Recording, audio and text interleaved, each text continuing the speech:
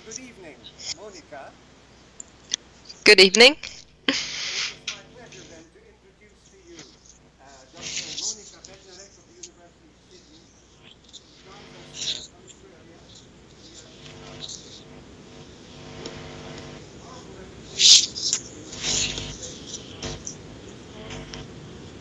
particular emphasis in her extensive book, articles on media, both printed and televisual, and this will be her again today. She has cast light on the evaluative component of media discourse, but also written in depth about the language of fictional television series. Monika did her PhD in Augsburg, Germany, but then moved to Sydney for her postdoctoral research and stayed. And there she has come into close contact with the various spin-offs of systemic functional linguistics that characterize her work. I personally am looking forward to working with her as a member of the editorial team of the journal Functions of Language as of the 1st of January of next year. The strand of her work that will perhaps be of greatest interest to present company is her investigation of the linguistic expression of emotion, notably in her 2008 book, Emotion Talk Across Corpora. So, Skype permitting, the floor is yours, Monika. A wave from me. Okay, thank you so much. Thank you so much for the kind introduction, and thank you so much for inviting me to present at this conference. It's really, it's an honor and it's a pleasure to speak to you today, and I'm just very sorry that I can't be there in person. So I'm just going to start sharing my screen, and as I said earlier, you just have to tell me if there's a problem with the sound, and hopefully it'll all work out. So let me just go there.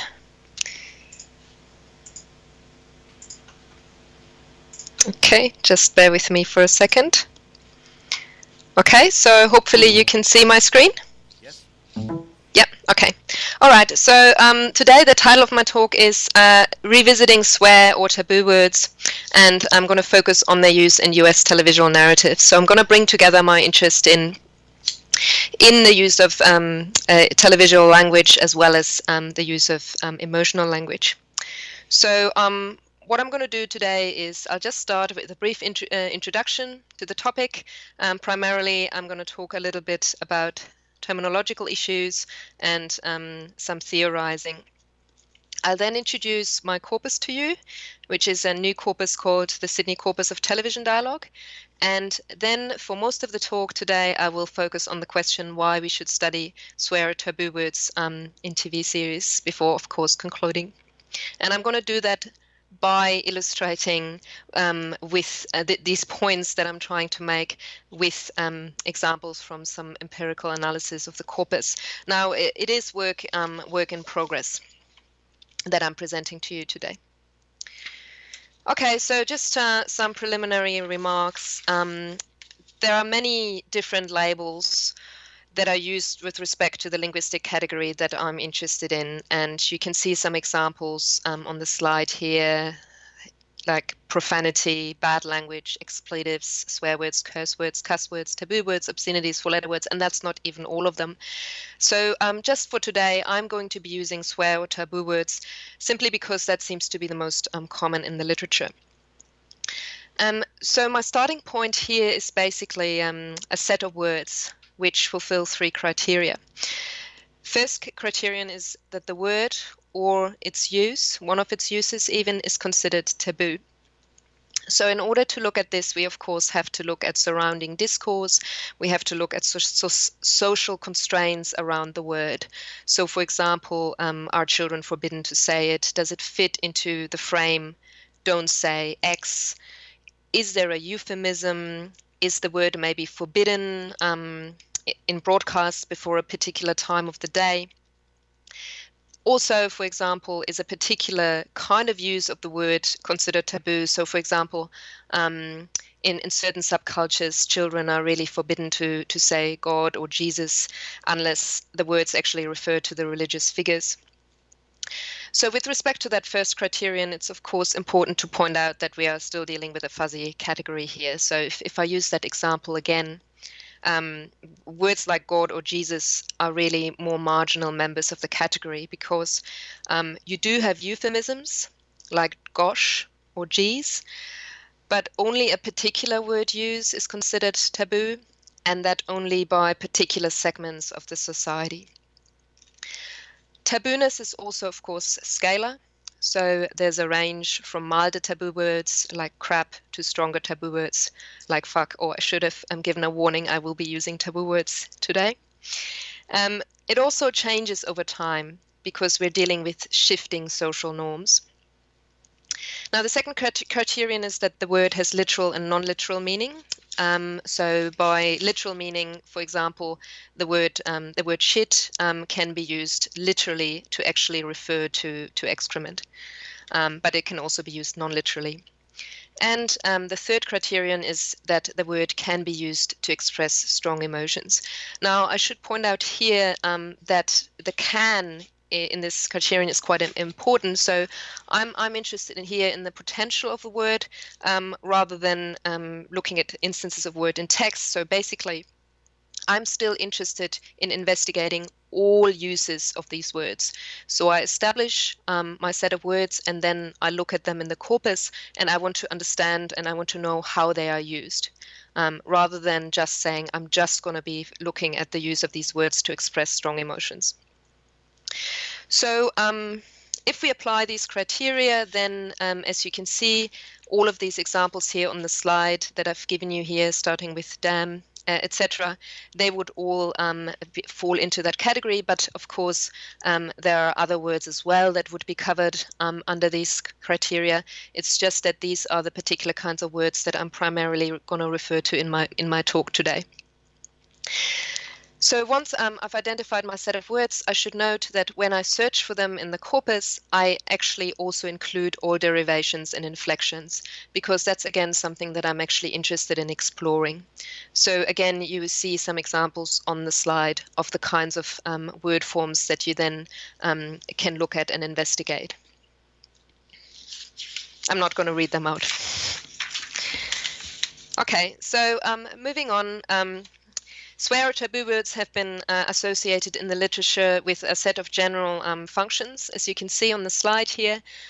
Some commonly recognized functions include the expression of emotion, so it's widely recognized that swear or taboo words can be used to express emotions such as anger, surprise, excitement, or pain, and sometimes this is called the expletive function. And you've got examples on the slide. I'm not going to read out the examples. Most researchers also recognize the abusive or insulting function, so basically the derogatory use of swear or taboo words where we use them to insult absent or present targets. It has also been widely recognized that swear or taboo words can be associated with social distance, the negotiation of social distance or solidarity. So we can use them to create a community. And there's a final function that has been recognized with, it has been labeled a lot of different things: stylistic, idiomatic, humorous, or idiosyncratic, where, for example, some speakers have idiosyncratically a high usage of swear or taboo words, but also swear or taboo words might be associated with, for example, the telling of jokes, as you can see on the slide. And I will come back, so I will come back to these commonly recognized functions in a bit. Now, we can think about where we would position swear or taboo words in interpersonal language systems. It, of course, depends on the kind of theory that you're using. I'm just very briefly going to talk about systemic functional linguistics. And one of the interesting things about this research is that actually there isn't a lot of SFL research on swear or taboo words. And the research that exists is, to be honest, a little unsystematic and a little inconsistent, or at least we can say that there's no consensus. I'm not going to go into this too much in detail today, but basically suggestions include the system of involvement. Now, for those of you who are unfamiliar with appraisal, it's basically non-gradable resources for negotiating solidarity between speakers and other kinds of relations. Swear or taboo words have also been associated with amplification, which is now called graduation. Again, for those of you unfamiliar with appraisal, that's basically to do with quantification and intensification. But it has also been, swear or taboo words have also been associated or described as inscribed attitude, basically associated with positive, negative opinion. And Martin and White do this based on the appraised, so based on the target. So, as indicated by this inconsistency in the literature, swear words may actually have a place in different discourse semantic systems, depending on their usage in texts. So, in fact, one of the things that we mustn't forget about swear words is that they're actually, the use of them is highly multifunctional. So I'm going to just draw on these 5 commonly recognized functions that I mentioned earlier. And so I would just make the following suggestion at this stage. And as I said, it's work in progress. So many usages of swear or taboo words do indeed seem to function to express emotion, either directed or undirected. And they, I would therefore classify them as affect. They have something to do with an emotional response. They can be described as outbursts of emotion. I would treat certain abusive and insulting usages as judgment. Judgment, for those unfamiliar with appraisal, is to do with evaluating people and their behavior. But really only, I would argue, in cases where they can be clearly linked to judgment parameters, like, for example, capacity or normality. And an example would be fuckwit, meaning idiot. Many usages also do seem to be instances of emphasis and intensification, and we can classify them as graduation. As I said, that has something to do with intensification. And again, the use of these words to negotiate social distance and solidarity can be classified as involvement. And I would further suggest that what has been called the stylistic function can be connected to the construal of mode, indicating that this is casual or informal language. Now, for those of you familiar with appraisal, I would just note that I would not treat swear or taboo words as inscribed affect, but rather maybe as sort of signaled or displayed affect. So just very briefly, if we look outside systemic functional linguistics, there is really a widespread distinction between what I myself have labeled emotion talk compared to emotional talk, but a lot of others, as you can see on the slide, have also made this distinction, where emotion talk is roughly equivalent to inscribed affect, and emotional talk basically refers to devices that we can consider as conventionalized index of speaker emotion. And amongst other things, such as affective derivation and emotive interjections, swear or taboo words are really widely considered as part of the latter. So this body of research here really, I would say, adds an argument for not considering this use of swear word as inscribed affect, but rather as something that we might call signaled or displayed affect. Okay, so I'm going to move on now to talk a little bit about my data. And the focus of my current research is on contemporary American TV series like The Wire, Big Bang Theory, NCIS. These are the kind of TV series that are highly popular and heavily exported, including to Spain, I believe. And in generally, I'm interested in TV dialogue as a language variety. So what kind of language are billions of viewers worldwide exposed to? What does this look like from a linguistic point of view? So in order to explore this kind of dialogue as a language variety, I had to design a particular corpus, and this is the Sydney corpus of television dialogue. It's basically a specialized corpus representative of the dialogue that we can encounter in these global US TV series, only TV series targeted at adults, and no soaps. The corpus includes transcripts of one episode each from about 66 different series produced since 2000. So I wanted to include a wide variety of different products so that it would be more representative.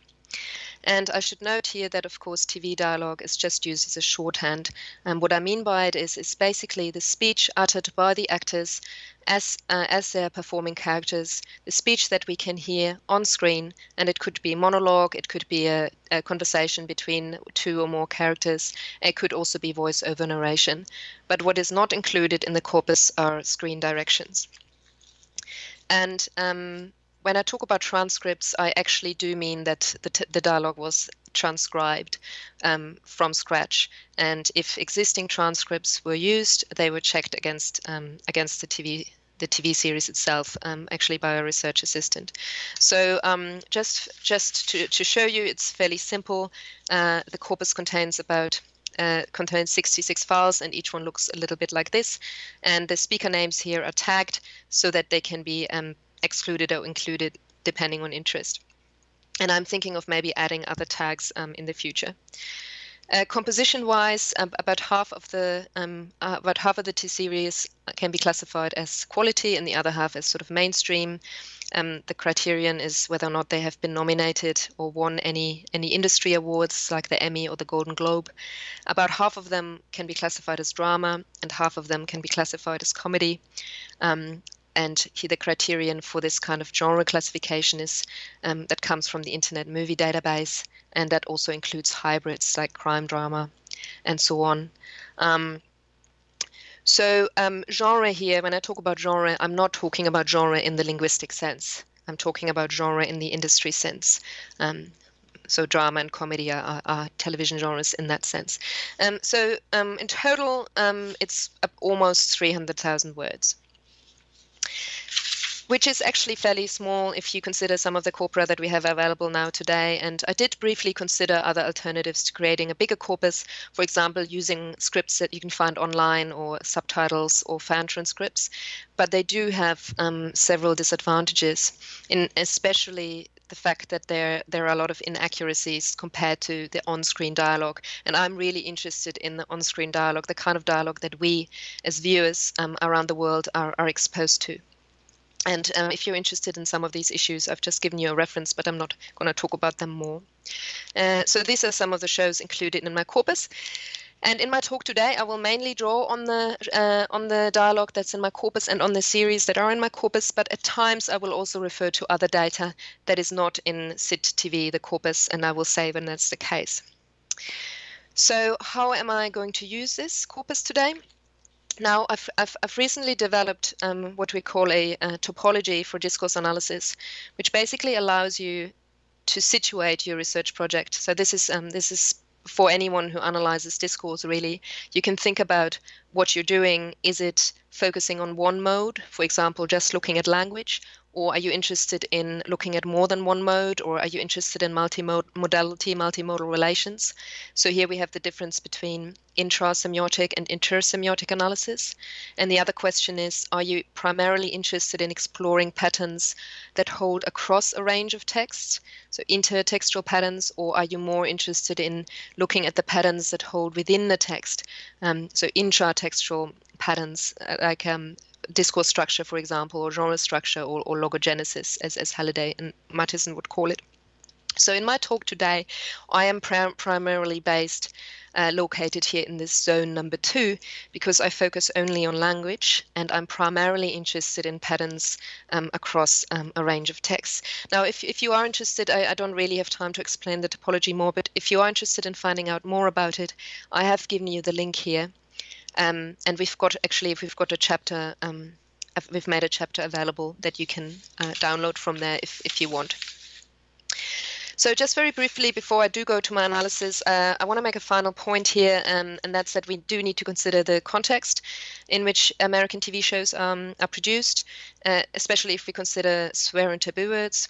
So there is actually a federal law, and the Federal Communications Commission in the US polices broadcast TV and radio, and they actually prohibit the broadcast of obscene speech, and they restrict indecent and profane speech to 10 p.m. To the period between 10 p.m. and 6 a.m.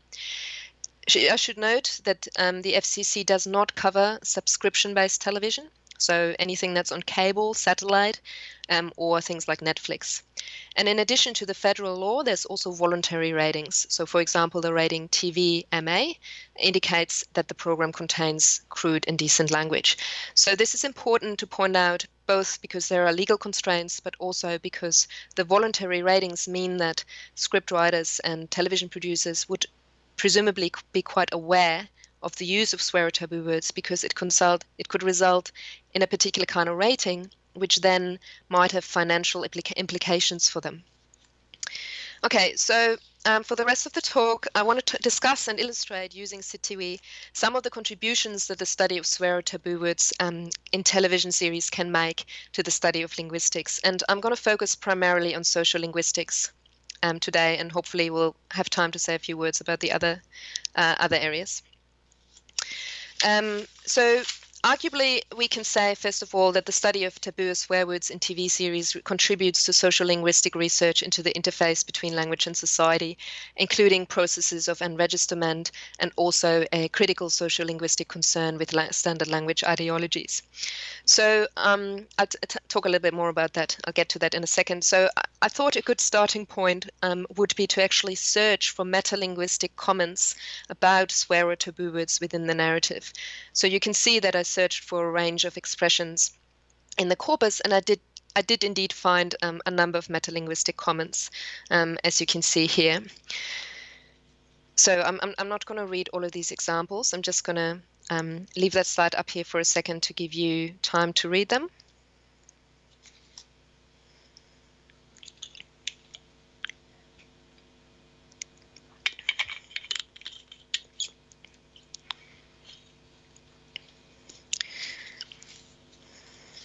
So even though it might not always be clear to you, but all of these examples, they do relate co-textually to someone using a swear or taboo word. So I didn't put everything in here, but that's what happens. And these kind of metalinguistic comments are not restricted to my corpus. They're not restricted to CTV. So I've been collecting metalinguistic comments just generally. So this is an opportunistic sample. And again, I'm just going to give you maybe a little bit of time to have a look.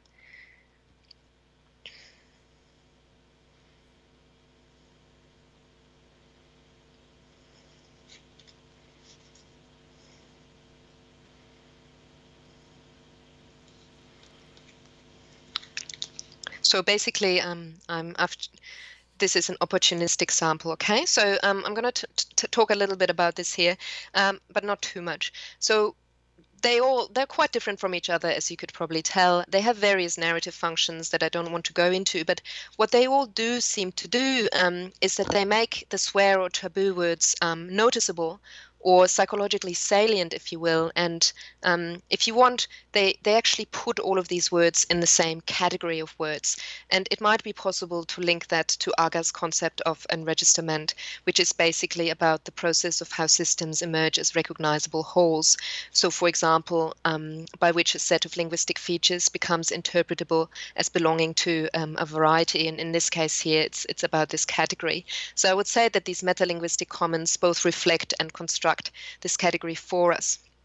But the other thing that you can see in the examples is that they also reflect or construct particular language ideologies. So, for example, that using swear or taboo words is harmful to children. For example, you can see that in number 4 on the slide.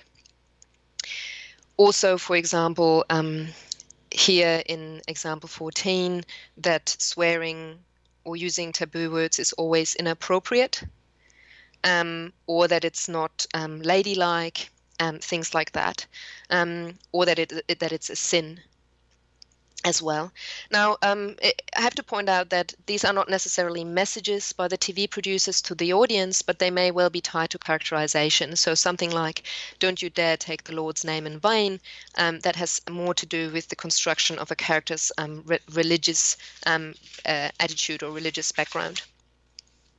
Now, interestingly, you also find a lot of metalinguistic comments beyond the narrative. I'm not going to say too much about this. I think you're probably aware of this. So you look at blogs, forums, articles, interviews, you find a lot of discussions by viewers, audiences about the use of swear or taboo words. So there's quite a high discursive impact of such televisual representations.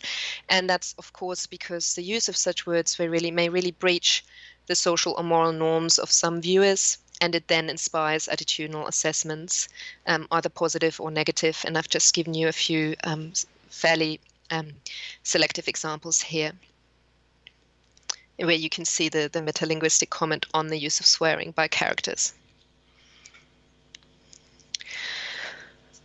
So we could debate what is appraised here. Is it the behavior of the characters? Is it the behavior of the scriptwriters? Is it the show as a construct, etc.? But I think what is important, just what I want to point out is that this kind of televisual representation of this type of language clearly instigates or inspires attitudinal assessments more than other types of language use. And this, of course, ties in with the rules and regulations that I mentioned earlier, the specific socio-historical context of the US, where attitudes about swear or taboo words may be quite different to those in other English language countries, for example, like Australia, where I live. But I just want to move on. Now. So my main focus today is on how language users, in this case scriptwriters, negotiate societal attitudes and regulations. So the rules and regulations that we can find, how do they impact on linguistic strategies? So I'm going to basically propose a new categorization of potential linguistic strategies concerning the use of taboo words in contemporary US TV series. So the first potential strategy is simply to avoid the use of strong swear words, would be to use euphemisms, existing euphemisms, and you've got some examples on the slide. They do occur in my corpus, as you can see here, but we need to look at them in a little bit more detail. Okay, so I'm just going to try to explain this slide to you. What I did is I looked in the corpus for selected euphemisms, and I noted their frequency, so how often do they occur, and their range. Now, the range is across how many different TV series do they occur out of the 66. And for comparative purposes, you can see I've included both euphemisms for quite strong swear words and also mild words. So what you can see here is what I looked at as well is if a euphemism exists in a particular episode, does the sort of non-euphemistic alternative actually also occur? And on the right-hand side here of this table, whenever there's a Y, that stands for yes. So that means we do have the euphemism, but we actually also have the swear word. So we have both, in the first case, we have both darn and damn in the exact same episode. And that, of course, indicates that the euphemism is not actually used to replace the strong swear words for reasons to avoid the regulation, but it's just actually used for other purposes. So what you can see is that darn and gosh don't actually seem to be used instead of damn and god. Probably also heck, but it has a very low frequency. In contrast, if you look at fricking, freaking, geez, and also screw and potentially shoot, but there's not enough data, they do seem to be used instead of the strong alternatives. So what we can see, though, is that even there, we do have examples of yes, where we have both the euphemism and the alternative in the same episode. So what's clear here is that there's something else going on, and I would suggest that it has probably some kind of narrative function to do with characterization. So the kind of takeaway point from this here is that the use of euphemisms cannot be explained alone by reference to broadcast rules and regulations and the subsequent desire to avoid their use. Now, not going to talk much about this here, but instead of using existing euphemisms, you can also find some TV shows where new euphemisms are invented, and this is the case very famously in the sci-fi shows Firefly and also Battlestar Galactica, which are not included in SIT TV in the corpus. Now, you can see some examples here on the slide. What we can see here is that, yes, maybe initially these kinds of words were used to avoid using the strong words that are legally not allowed. But I would argue that these innovations have also taken on narrative functions as well. So they are really part of the linguistic construction of the futureness of the story world. And once such a decision has been made, the function of TV dialogue to create continuity comes into play. So if you imagine that the rules had changed sometime during the production of these programs, they wouldn't then have switched back to using goddamn, for example, because there are other functions now, which is the construction of the futureness. So again, unless we only consider their first ever use of these kinds of words, there isn't only one explanation for the use of the euphemism, but several.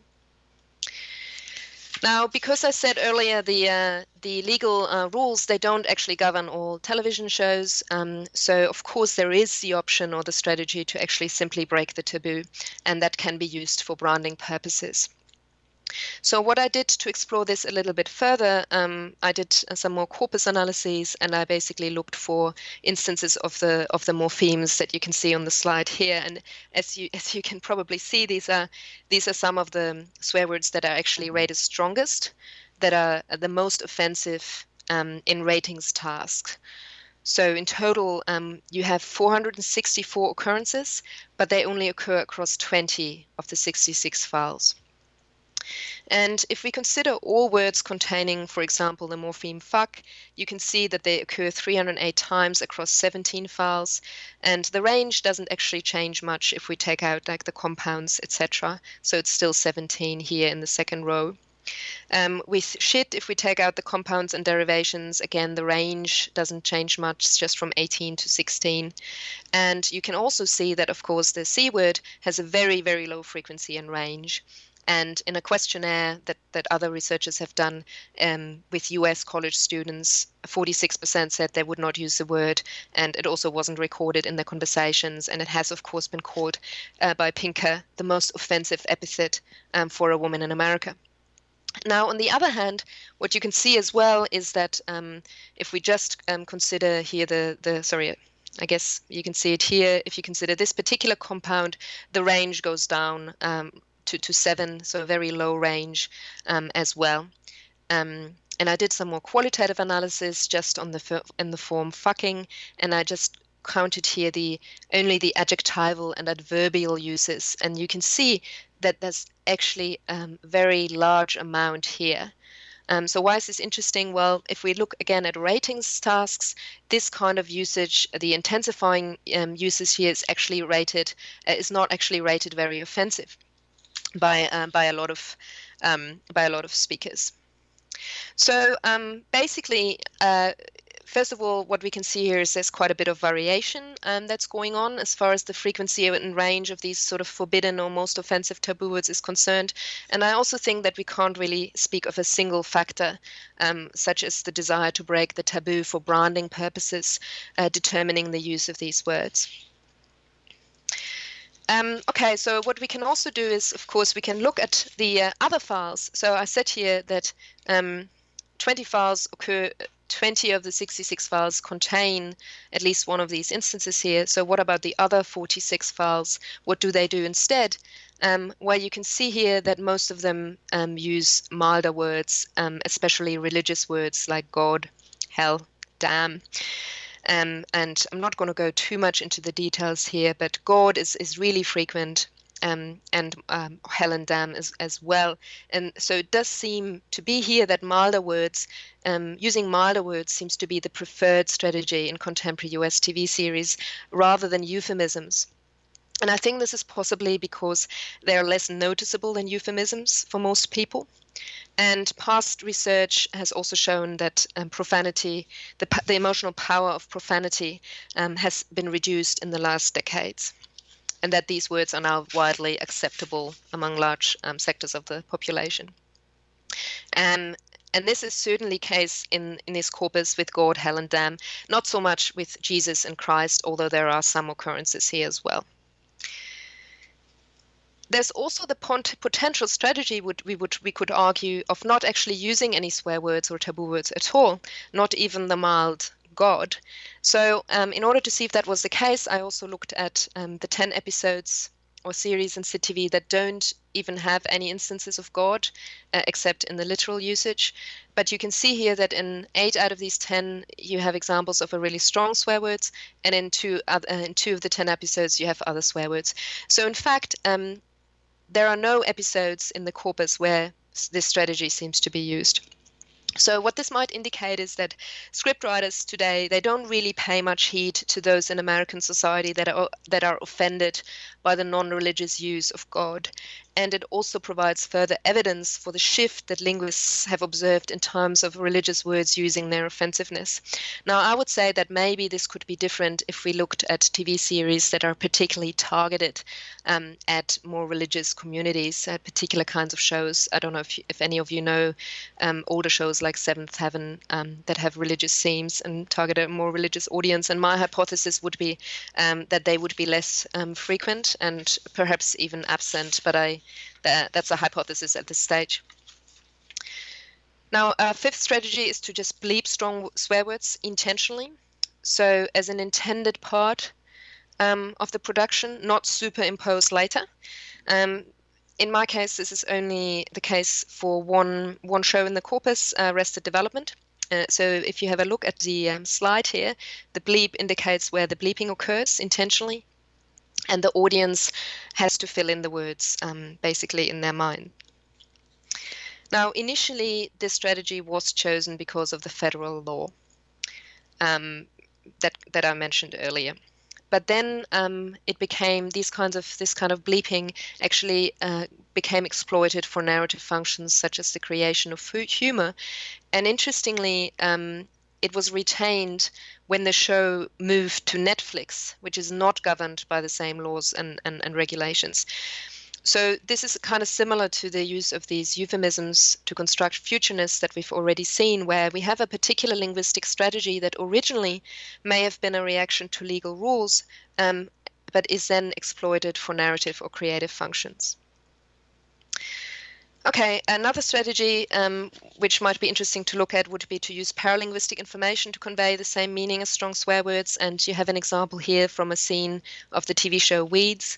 And I've indicated, and you can also see it in the images, the use of the particular offensive gesture. But as you can also see from the included words, it's not at all a strategy here to avoid the use of strong swear words. In fact, it kind of intensifies the emotion. The co-occurrence of the gesture with the swear words. And I have to also say that, of course, I cannot quantify this kind of information at the moment because the corpus is not annotated for gestures. And the final strategy is to use another language. And I won't say much about this here because it doesn't actually occur in the corpus. But again, in Firefly, you have the use of unsubtitled swear or taboo words in Mandarin Chinese. However, this is clearly not more widespread in contemporary US TV shows. So what you have here is a summary of the strategies so far, and I'm not going to repeat this again, but what you can see is basically that the preferred strategy is to use milder words, but there's also a range of TV series that, of course, break the taboo, but with frequency and range differences. More importantly, there isn't a one-to-one relationship between legal norms and language use. Usually there is more than one factor at play. And it does seem to indicate that scriptwriters have to negotiate a number of constraints to do with language ideologies, communicative norms in a society, for example, politeness norms, narrative norms, for example, how a story is told, genre norms, for example, elements of sci-fi like futureness. And also, they do have to negotiate, of course, legal and voluntary norms to do with taboo or taboo words. Okay, so I've just shown you the contributions that the study of taboo or swear words in TV series can make to sociolinguistics. And so if I may, for the rest of the talk, I want to briefly talk about some other contributions, but I'm not going to talk about this in as much detail. So would we have time? Yes, we yeah? have. If there's going to be 5 minutes discussion, you have another 10 minutes for the presentation. Okay, fine. Yeah. Okay, I can do some things more quickly and some things I could skip some things as well. Okay, so very, very briefly then, I'm interested in what is often called media linguistics, and of course, this has to do with the linguistic study of mass media texts. And what we could say here is that the linguistic study of TV dialogue as media language really expands the focus of traditional media linguistics, where most research so far has focused on journalistic text. And TV series are, of course, highly popular. They have a psychological and cultural impact. They invite parasocial interaction. They're increasingly literary and sophisticated. So what we can do, I'm not going to go through this here, but we can, of course, examine things like frequency, range, dispersion, syntax, phraseology, etc. And we can compare the media language with other types of language. And we can also compare different types of media language. So just to give you an indication here, we can see that in SIT TV, these particular word forms that you can see on the slide are much, much, much more frequent than in other types of media language. So COCA is the spoken part of the corpus of contemporary American English. Very rare. That's actually media language, but radio, television transcripts. SOAP is a corpus of soap opera, and ANC spoken is American National Corpus, so unscripted language. So very, very infrequent if we normalize them. And if you did a comparative analysis, you would also find, using corpus linguistic techniques, you would also find that they're, statistically speaking, unusually frequent in this type of media language. So we can use this to provide more insights into media language, media linguistics, and we can compare it with unscripted language and different types of media language. TV series can also be a good source for looking at cultural representations of world Englishes. So you're probably all aware that there's a lot of variation across different types of English, for example, in relation to what you actually call these kinds of words or the use of these words, like do you call it cussing or cursing, etc. There are also different types of words across, say, British English or American English, and there are different attitudes towards taboo or swear words, as I already mentioned. So I focused, of course, on the American context, but a lot of research has shown that they differ from, say, let's say, Australian attitudes. So, for example, just to give you a glimpse here, of course, in the corpus there are 0 instances of the British English version of arse, arses, but there are 84 instances of the American, not unexpected. But if we look at the British swear word bloody, it actually does occur in the corpus across 2 TV shows, and we could look at the cases at the characters who use it. In this case, interesting, they're both female, non-American characters. They're both there's a British character and an Indian character, and we could look at these kinds of instances with respect to the construction of linguistic stereotypes. So in general, we could examine which characters use which swear or taboo words in which ways and why that might be the case. The study of swear or taboo words can also make a contribution to stylistics research. So here we're interested in TV series as an instance of a fictional narrative. I'm not going to say much about this, but if you look at past research on the use of swear or taboo words in TV series, you can just see that they're incredibly multifunctional. And I've given you just some of the functions here, that have been talked about in past research. For example, the use of swear words for indexing gender and ethnicity, constructing a character's personality or the character's emotion. It can also be used as a catchphrase, which is actually psychologically salient because fans do have these montages on YouTube that you can see. For example, every single instance of the word bitch by a particular character is put together. Often they can be used for the creation of humor, realism as a plot device, and to control the reaction by the audience. So such research demonstrates, again, the high multifunctionality of swear or taboo words, and it does make a contribution, I would argue, to stylistic research into the functions of language and narratives. Now, something that I do want to talk about a little bit, just for the remainder of my talk here, and that's that the study of swear or taboo words in TV series is also interesting from the point of view of the learner's experience. So research has shown, of course, that L2 speakers react quite differently to swear words in the L2 than in their L1. So they don't quite acquire the offensiveness or tabooness to the same extent. Swear or taboo words are also rarely taught in textbooks or in university classrooms. And it has been said that learners have limited general knowledge of these words. But of course, inappropriate use of swear words or taboo words might have devastating social consequences for the L2 speakers. Okay, so as I said earlier, the programs that I study are global and popular, so they're exported in many, many different countries where English is not spoken as the L1.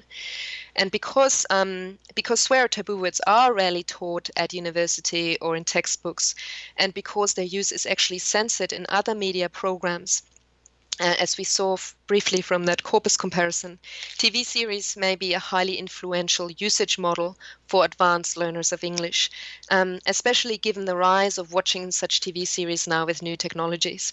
So just to give you an example, in Germany, I was in Germany last year on a fellowship, and I managed to undertake a survey with about 600 students from 7 different German universities, and asked them a range of questions.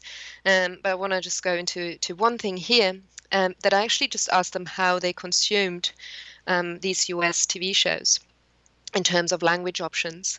So in German television, usually the US American television series are broadcast in dubbed German, not in the original, not in English with subtitles. They're broadcast in the German version.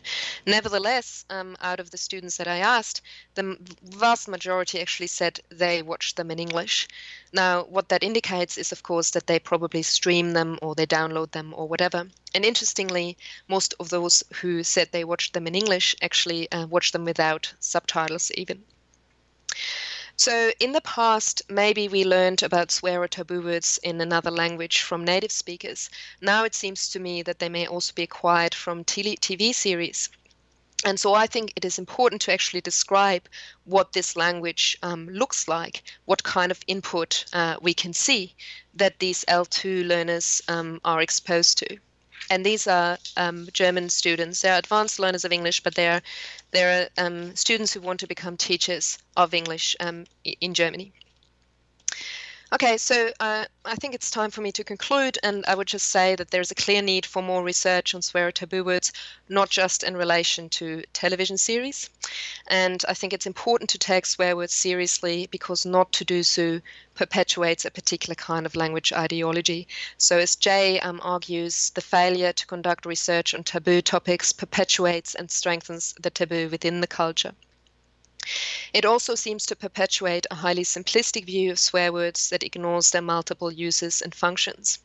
And as Hood and Martin state, what is clear is that the resources of this kind are critical to negotiating solidarity.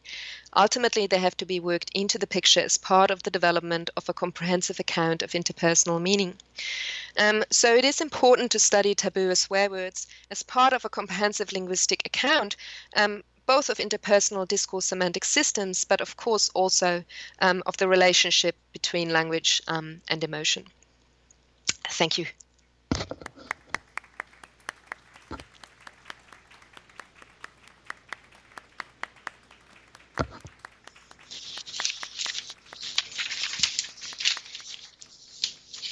Well, many thanks. Okay, I hope you could hear me. Yes, very, very clearly, and everybody good. listening, you probably couldn't see it, but everyone was spellbound by your presentation. Okay. Many thanks. So Good. we have 7 minutes for discussion, so I'll open it immediately to the floor. Who would like to ask? Questions? Do you think you can put on the camera again that I can see people, or? You cannot see us? The assistant's So coming. I got But it's okay. You can still start. You can start with the questions too. we have the technician here. Yes, yeah. You can see Okay. us now. Now it's starting. Yes. Yeah. Yes. Yeah. Okay, I cannot believe you have no questions about such a fascinating topic as taboo words. All of us use it. So, I mean, so you wanted to ask a question? You, Jean-Marc. Yeah, Jean-Marc, who's the expert here. The question from Jean-Marc de Walle. Oh, yes. Yes. I'm sorry. I quoted you. Hi, Monika. Yeah. Hello. I have a question about how representative do you think these American television series are of what young people use in the street? Because obviously it's kind of filtered. Decisions are made whether it's appropriate or not. They will be warned about retributions if they use the wrong words. So I totally take your point that it's a great corpus, but how how valid is it in social linguistic terms? But that's sorry, and that's a good question. So what I want to point out is that, of course, I wouldn't want to use this corpus to say this is representative of how people in the US use swear or taboo words. So, I mean, this is media language, and one of the things that we can do with the corpus is we can say, okay, this is what is represented in the corpus. This is how US American English is presented to viewers and audiences all over the world, and we can compare that with authentic speech by speakers in different range of contexts. Now, the problem that we have, though, if you remember my slide, we have a lack of data. So it's very difficult to actually get data that would reflect what people in the 21st century do. And I mean, even then we need to look at, well, what do we mean by people? We'd have to consider different kinds of contexts. We'd have to consider different kinds of speakers. And I mean, the research that exists is primarily has been done basically on US colleges, and it's researchers taking field notes.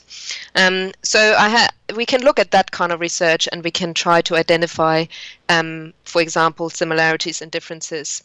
But, you know, how representative is the use of these words by young US college students of more general use? That's also not representative either. So I think it's a huge problem for data, it's just as far as data collection is concerned, because we just haven't got the data. I mean, we could look at social media, but then we only have information about how people use swear or taboo words in social media. So it's quite hard, because people censor themselves as well if they know that they're recorded. So it's quite difficult methodologically to research the use of swear or taboo words. But as I said, I'm more interested actually in this, in terms of the social linguistics, I'm more interested in how we have this kind of negotiation of the attitudes that exist in society and the legal rules that exist in society, and then how scriptwriters actually negotiate that, but then also how their use becomes influenced by narrative, their desire to create an entertaining narrative, for example, and so on. Sorry, I lost the camera again. I can't see you again. Sorry. Anyway, I hope that's answered the question a little bit. Add.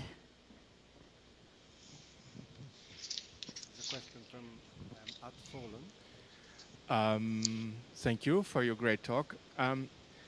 I've seen a lot of publications on the topic of slurs, and my question would be, how do you see the relation this line of research you presented and the research on slurs? And what is slurs? I mean, as a non-native speaker, I don't know exactly, but how does it relate?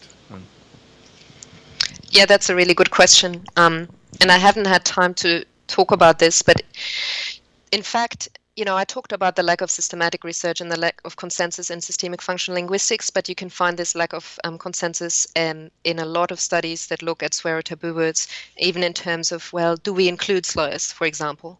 So some researchers work with quite a broad category. For example, Jay, who I think cited in my last slide.